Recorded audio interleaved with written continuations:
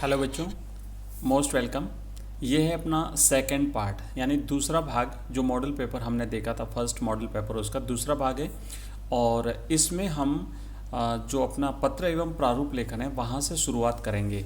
तो सबसे पहले हम बात करेंगे अर्धशासकीय पत्र का एक प्रारूप देखने वाले हैं।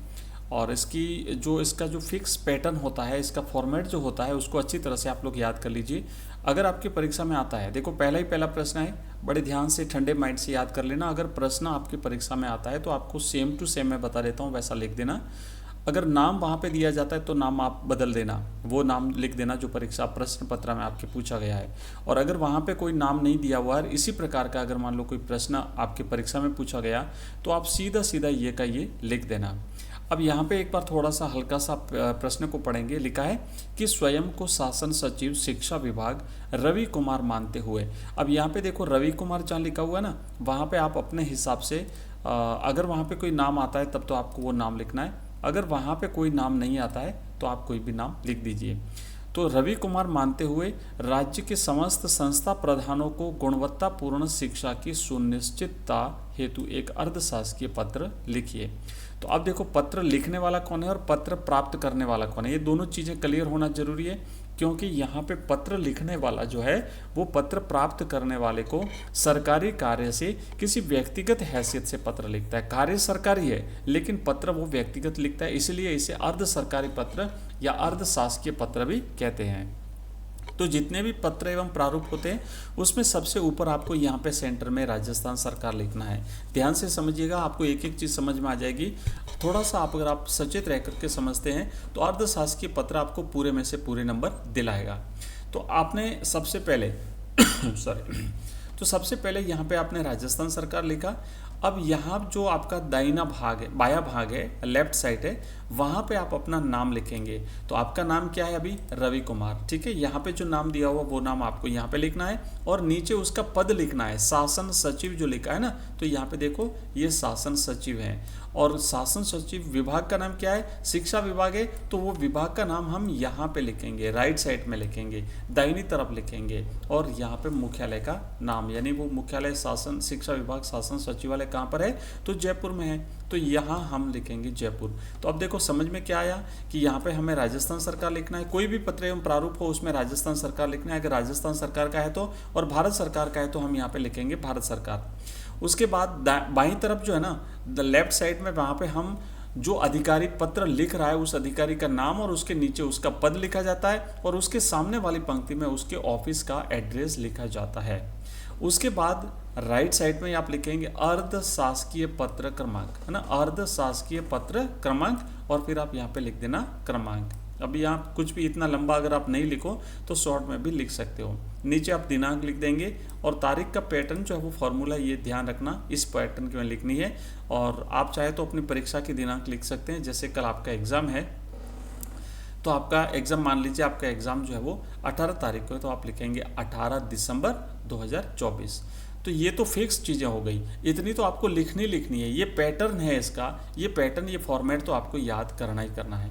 उसके बाद लिखेंगे प्रिय श्री संस्था प्रधान जी।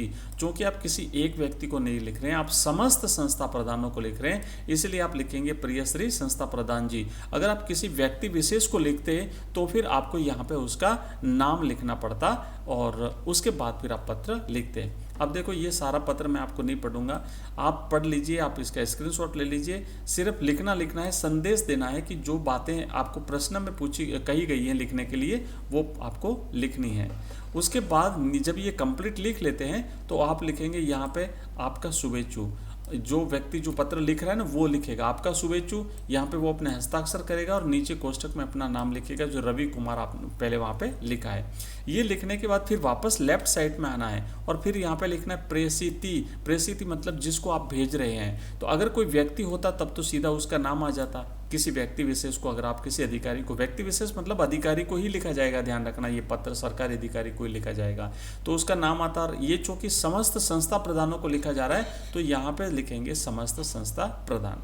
तो ये है अर्धशासकीय पत्र का फॉर्मेट, बिल्कुल सिंपल सा है, कोई उतावल नहीं करे। यहाँ पे देखो लिखा ना समस्त संस्था प्रधान और जयपुर, ठीक है, तो ये लिखा है। उसके बाद देखो एक विज्ञप्ति अगर मान लो लिखनी है तो विज्ञप्ति कैसे लिखेंगे, यहाँ पे ये उदाहरण दिया हुआ है, आप इसे पढ़ेंगे।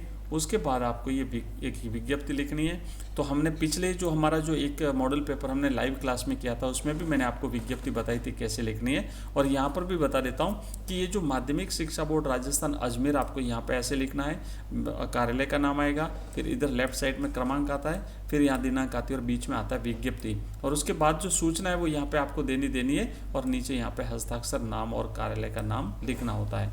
तो बिल्कुल सिंपल सा फॉर्मेट है विज्ञप्ति का। अच्छे तरीके से आप लोग परीक्षा से पहले पढ़ करके जाइए ताकि आपका पेपर जो है वो शानदार हो जाए और पूरे में से पूरे नंबर आपको मिले। ठीक है, अब देखो यहाँ पे एक निबंध हम देखने वाले हैं, और निबंध जो है वो किसी एक विषय पर आपको लिखना है 300 शब्दों में। टॉपिक है, और ये इंपॉर्टेंट टॉपिक है। अगर आप जो मैंने लिखा है इंटरनेट पर, आप किसी और विषय पर भी लिखना चाहें तो पहले से याद कर लीजिए। अगर आपको इसी विषय पर लिखना है तो आप इसी निबंध को पढ़ लीजिए और परीक्षा में जाके लिख दीजिए, आपको पूरे में से पूरे नंबर मिलेंगे। तो लिखा है इंटरनेट सूचना एवं ज्ञान का भंडार, फिर वाहन वृद्धि से स्वास्थ्य हानि, समाज निर्माण में नारी की भूमिका, और समाज का अभिशाप दहेज। तो अब देखो मैं आपको यहाँ पे पॉइंट बता देता हूँ। पहले तो शुरुआत कैसे करनी है, तो आप एक रूपरेखा बनाएंगे। तो रूपरेखा इस तरीके से, पहले तो टॉपिक क्या है, तो है इंटरनेट सूचना और ज्ञान का भंडार। उसके बाद संकेत बिंदु, प्रस्तावना लिखना है आपको, इंटरनेट लिखना है, इंटरनेट की संरचना और कार्यविधि लिखनी है, उसके उपयोग और उसके दुरुपयोग लिखने, और अंत में लिखना है उपसंहार। तो पहला पॉइंट तो किसी भी निबंध में प्रस्तावना का रहता है बच्चों, और दूसरा पॉइंट किसी भी निबंध में जो है वो उपसंहार का रहता है। बीच वाले पॉइंट जो है वो टॉपिक के हिसाब से कम बदलते रहते हैं। तो इस तरीके से आपको एक निबंध लिखना है। अब प्रस्तावना, अब आप इसे पढ़ना, मैं पढ़ूंगा नहीं, मैं दूसरे प्रश्न आपको करवाता हूँ अभी और चीज़ें बताता हूँ। तो प्रस्तावना लिखना, प्रस्तावना में क्या लिखना है आप इस वीडियो को पॉज करके थोड़ा सा रोक करके पढ़ लेंगे। उसके बाद फिर इंटरनेट है, इंटरनेट में क्या करना है, आप वीडियो को रोक करके इसको भी पढ़ लेना है। फिर इंटरनेट की संरचना और कार्यविधि, आप इसे भी पढ़ेंगे। उसके बाद अंत में उपयोग और दुरुपयोग लिख करके और उपसंहार करेंगे। तो ये हम यहाँ पे लिखेंगे उपसंहार। ठीक है, तो ये तो हमने लिखा एक निबंध। अब देखो हमने पत्र एवं प्रारूप में दो चीज़ें देखी, एक विज्ञप्ति देखी हमने कि कैसे लिखने, और साथ ही साथ अर्धशासकीय पत्र देखा, हमने एक निबंध देखा। अब मैं यहाँ पे कुछ इंपॉर्टेंट जो आपके सप्रसंग व्याख्या जो आएगी वो बता देता हूँ। तो एक व्याख्या तो ये है, इस पे आइए कि जैसे प्रातः नभ था बहुत नीला, शंख जैसे भौर का नभ, राख से लिपा हुआ चौका। तो ये कहाँ से आया, अगर मान लो प्रश्न बनता है, क्योंकि आपको इसके सप्रसंग व्याख्या जब करनी पड़ेगी तो व्याख्या में आपको संदर्भ, प्रसंग और व्याख्या और साथ ही साथ विशेष लिखना पड़ेगा। तो संदर्भ में सबसे पहले लिखा जाएगा उस कविता का नाम और साथ ही साथ उसके कवि का नाम। तो अच्छी तरह से आप लोग इसे याद करेंगे। ये कविता कहाँ से लिखी है, किस कविता से लिया गया पद है और किस कवि का है। और इसी तरीके से यहाँ पे देखोगे, उससे पूछोगे तो आपके अपाइज हैं, तो ये इसको भी आप इसकी सप्रसंग व्याख्या करनी ध्यान से पढ़ लेना। हो सकता है यही परीक्षा में पूछी जा सकती है। तो आपको संदर्भ लिखना है, उसके बाद प्रसंग लिखना है, फिर व्याख्या लिखनी है। आइए आगे बढ़ते हैं। जूझ, मैं अभी प्रश्न बता देता हूँ, आप लोग पढ़ लीजिएगा। जूझ उपन्यास के पठितांश आधार पर दत्ताजी राव साहब का चरित्र चित्रण कीजिए। तो दत्ताजी राव क्या क्या थे वो आपको सारा यहाँ पे लिखना है, कैसे इंसान थे और वो सभी चीज़ें यहाँ पे आप लिखेंगे बच्चों। ठीक है, एक है सिल्वर वेडिंग कहानी के उद्देश्य का निरूपण कीजिए, परीक्षा में आ सकते हैं, इंपॉर्टेंट प्रश्न है। अतीत में दबे पांव पाठ के आधार पर मोहनजोदड़ो के महाकुंड का वर्णन कीजिए। फिर है बच्चों फणीश्वर नाथ रेणु का लेखन परिचय दीजिए। और देखो फणीश्वर नाथ रेणु का लेखक परिचय ना बड़ा इंपॉर्टेंट है, आप याद करिए। पिछली क्लास में हमने महादेवी वर्मा का देखा था, तो यहाँ पे हम देख लेंगे फणीश्वर नाथ रेणु का। तो आप इसे पढ़िए, सारी चीज़ें इसमें लिखी हुई है, मैं पढ़ूंगा नहीं, टाइम खराब नहीं करूँगा। मैं नेक्स्ट आपको कुछ और इंपॉर्टेंट चीज़ें जो है वो अभी दिखा देता हूँ। ठीक है, तो ये आपको इस तरीके से लिखना है। या फिर आप कवि कुंवर नारायण का कवि परिचय लिख सकते हैं। फिर आप है ना, उसने क्षत्रिय का काम किया है, राजा साहब ने ये शब्द किसके लिए और क्यों कहे थे, आप याद रखिए। पहलवान की ढोलक पाठ से लिया गया प्रश्न है।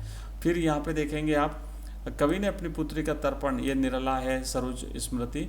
उसके बाद आप यहाँ पे देखेंगे पतंग शीर्षक जो कविता है उसका प्रतिपाद्य क्या है। और फिर आप लिखेंगे पेट्रोलियम उत्पादों में, ये था पेट्रोल, डीजल, केरोसिन और एलपीजी आदि के जनजीवन पर प्रभाव पर एक आलेख लिखना है। तो आलेख, आप फीचर और आलेख जो है ना, आप देखो अगर मान लो आता है कि इस पर आलेख लिखिए तो आप इसे पढ़ के जाइए आराम से, तो आपको इजीली समझ में आ जाएगा, कोई आपकी दिक्कत रहने वाली नहीं है। ठीक है। एक अच्छे और सफल साक्षात्कार के लिए कौन सी बातें होती है, तो ये बच्चों हमने देखा है। फिर थोड़े छोटे वाले प्रश्न भी हैं, ये भी आप देख लीजिए। किशनदा की कौन सी छवि यशोधर बाबू के मन में बसी हुई थी, बिल्कुल सिंपल सा प्रश्न है, परीक्षा में आने वाला है। महादेवी वर्मा का देख लीजिए। उसके बाद जहाँ पर दाना रहते हैं वही नादान भी होते हैं, कवि ने ऐसा क्यों कहा, इसे भी अच्छी तरह से पढ़ लीजिए। और फिर समाचार क्या है, इस पर संक्षिप्त टिप्पणी लिखी। तो ये देखो हमने ब भाग बच्चों यहाँ पे अच्छी तरह से किया है। मैंने एक मॉडल पेपर के 2 भाग आपको दिखाए हैं, बाकी मॉडल पेपर भी आपको थोड़ी थोड़ी देर में मिलते रहेंगे। तो मिलते हैं अगले मॉडल पेपर में, तब तक के लिए जय हिंद, जय भारत। लेकिन सॉल्यूशन कंप्लीट आपको एग्जाम के बाद में मिलने वाला है, उस सॉल्यूशन को देखना बिल्कुल भी ना भूलें। Thank you.